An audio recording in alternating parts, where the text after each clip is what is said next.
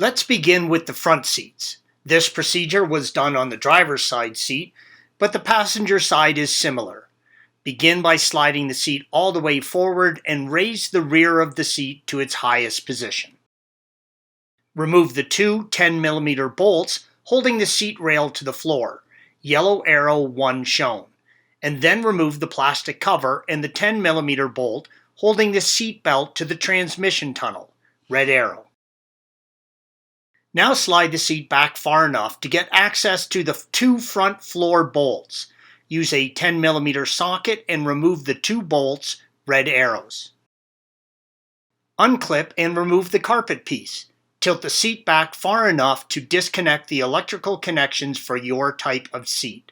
Tilt the seat forward and remove it out the front door. The rear bench seat. The Estate or Wagon has a split rear bench seat. To remove the bench seat, lift the handle on the bottom of the seats, red arrow, and fold the seat forward.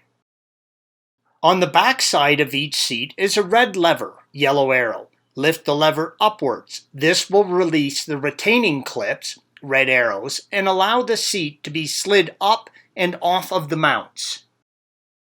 There is a release lever used to fold down the rear section of the seat on the floor under the bench section, red arrow. To remove the seats, use two 13mm sockets and remove the nut and bolt holding it to the center mount, as indicated by the red arrows. Installation is the reverse of removal. Thanks for watching. Click here to view the original article along with hundreds of other DIY content for your car.